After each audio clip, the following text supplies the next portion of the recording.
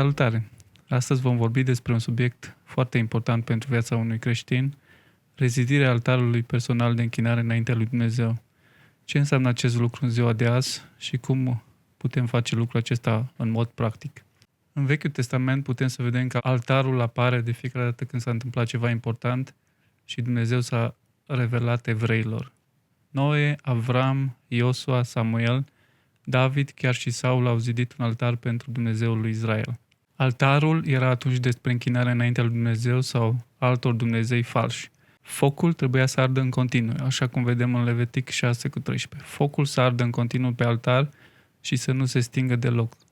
Atunci când focul se stingea pe altarul închinat lui Dumnezeu, era un semn al neascultării și închinării la idol, urmată de blestem peste națiune. Astăzi altarele sunt mai puțin evidente, ele se află în casele noastre sau în inimile noastre. Altarul nu mai e un subiect popular în societatea modernă pentru că înseamnă sacrificiu, disciplină, cuvinte care nu le mai auzim prea des. Hai să vedem în continuare ce putem face practic și cum putem restaura altarul de închinare înaintea lui Dumnezeu în viețile noastre personale și în familiile noastre. Georgiana, ce poți să ne spui despre asta? În primul rând, despre ce aș vrea eu să vorbesc este faptul că am văzut cumva că suntem reticenți să ne rugăm acasă, iar ideea asta de a avea un altar se rezumă doar la biserică, doar la merge la biserică, mergem o dată de 2 ori pe săptămână la biserică sau de 3 ori și cam la asta se rezumă viața multor creștini. Pe când, de fapt, noi putem să avem un altar de închinare și de rugăciune la noi acasă. Așa cum, de exemplu, mănânci zilnic, da? Mănânci de câteva ori pe zi, tot așa și spiritual. Ca să ai o trăire cu Dumnezeu, nu poți să fii bine și sănătos, un om sănătos spiritual, dacă tu te bazezi doar pe cele 3 ocazii pe săptămână sau 2 ocazii sau poate o singură ocazie pe săptămână pe care ți-o oferă biserica. Da, așa e. Și da, noi personal am avut problema asta și a trebuit să discutăm despre asta, să ne luăm inima în dinți, să vorbim, să discutăm, să depășim anumite lucruri în relația noastră. Adică nici nouă nu ne-a venit ușor, nu vorbim ca unii care a venit automat treaba asta în viața noastră, ci a fost o luptă pentru noi ca soț și soție acasă la noi, să înțelegem că nu vrem să fim ca tot restul lumii, ci faptul că suntem creștini și suntem niște oameni care spunem că îl slujim pe Dumnezeu, asta înseamnă că și trăim altfel. Adică există pericolul ăsta chiar și în familia de creștini să ne fie mai ușor ca soț și soție să avem intimitate fizică decât să avem intimitate spirituală unul cu celălalt. E o reticență, e o,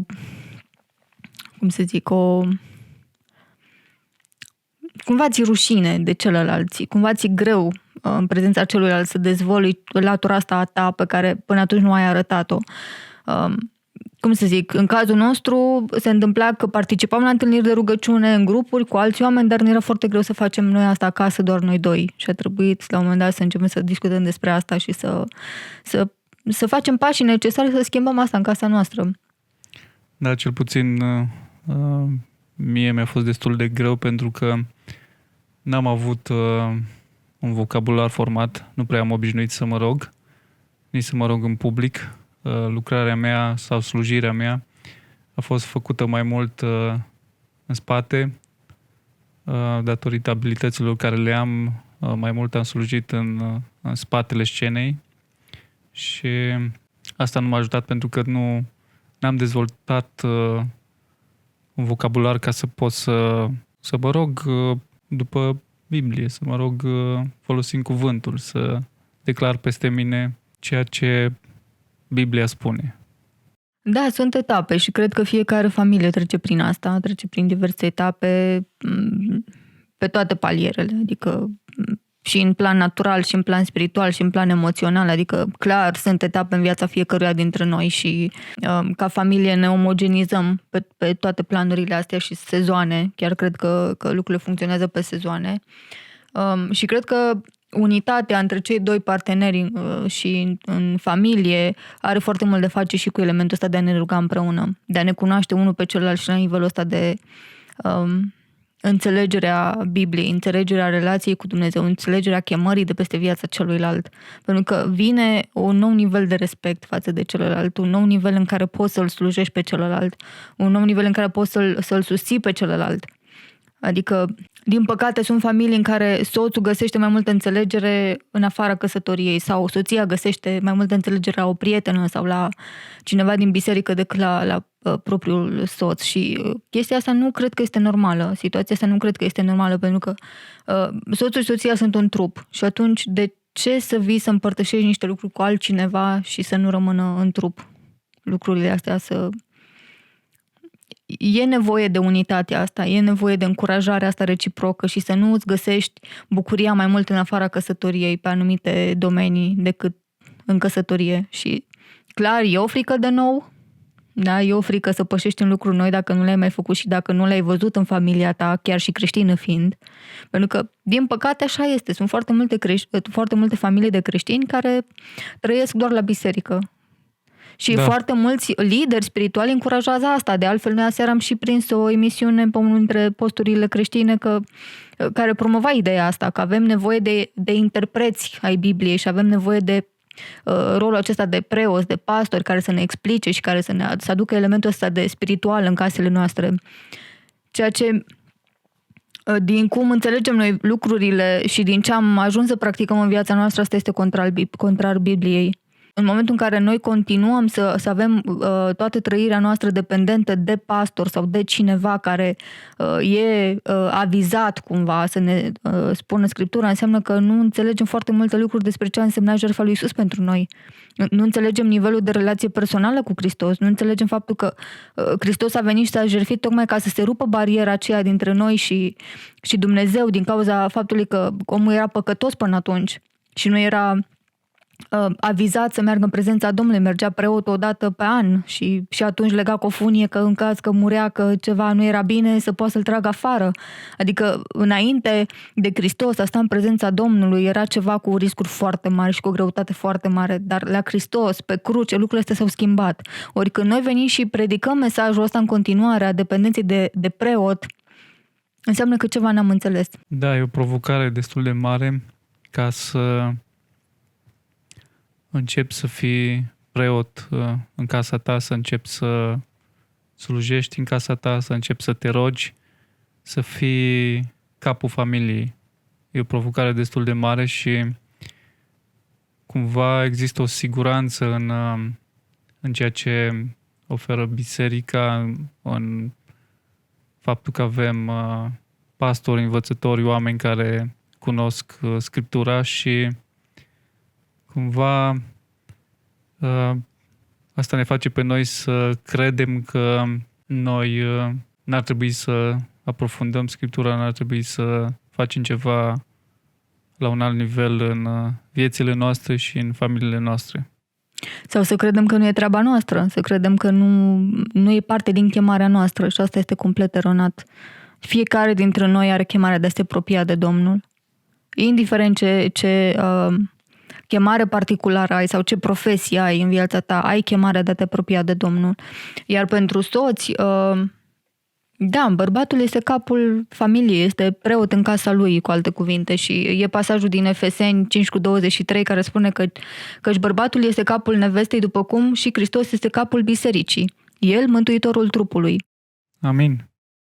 Adică ne dăm seama câtă valoare are un verset din ăsta când începem să discutăm de rolul spiritual al bărbatului în casa lui?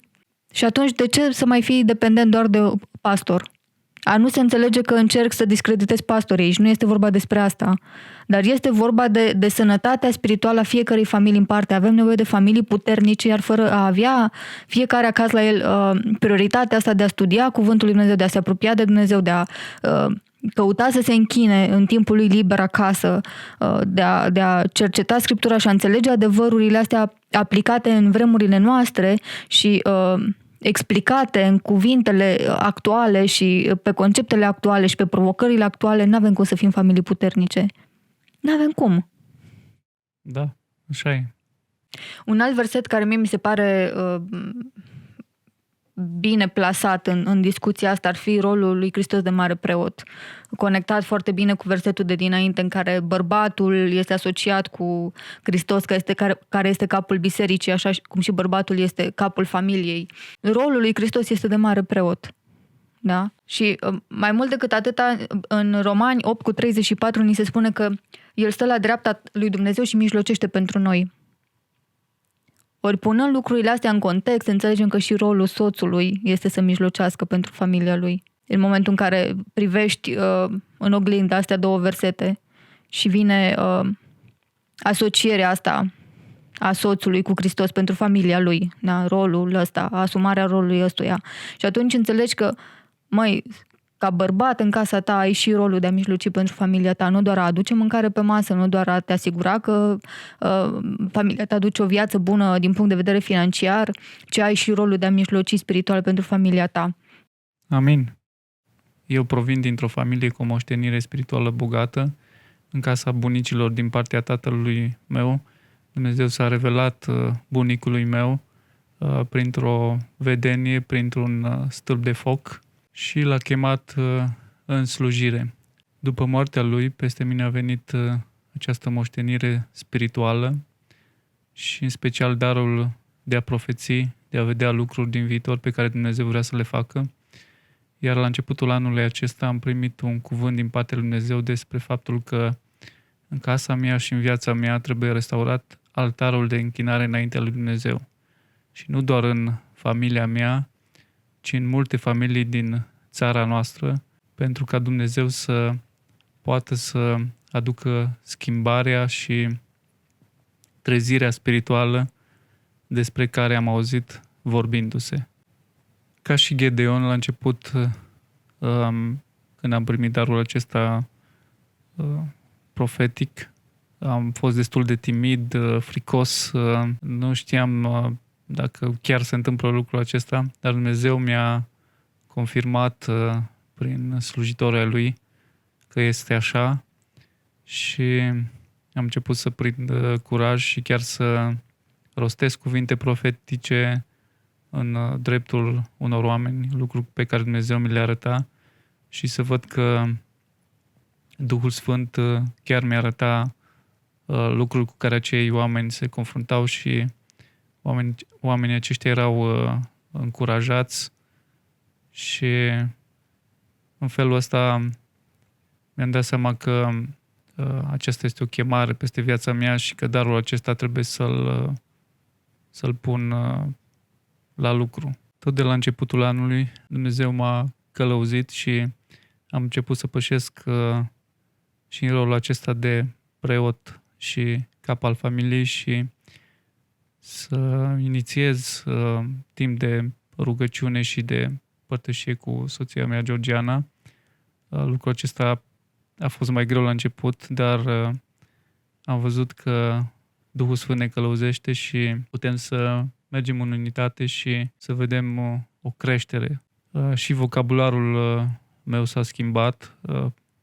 Înainte mă rugam foarte puțin, aveam doar câteva cuvinte, dar acum din ce în ce mai mult Dumnezeu îmi pune în gură cuvinte noi și pot să-L laud pe El.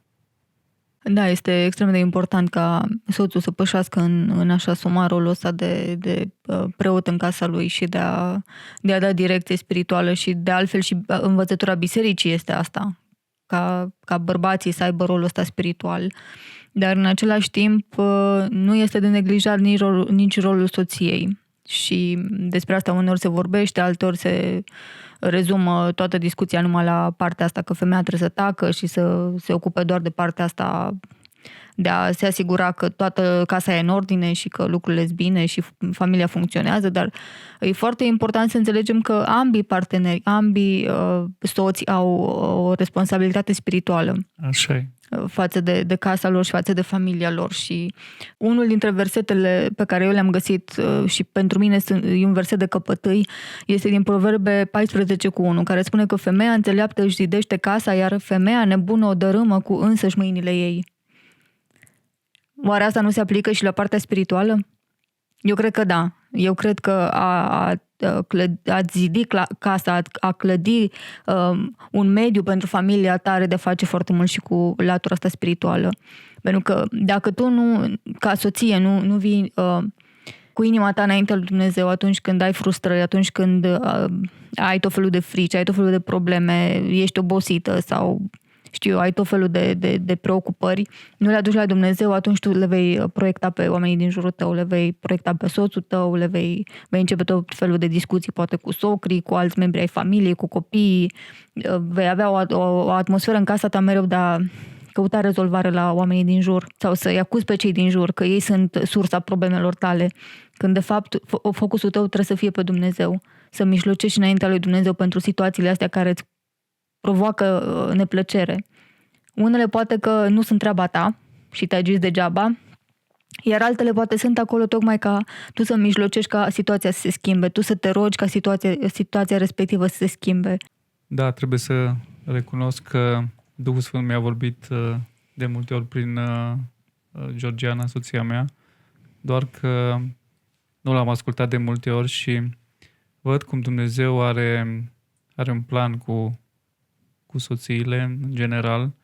Practic, prin ele vrea să-i determine pe bărbați să facă o schimbare,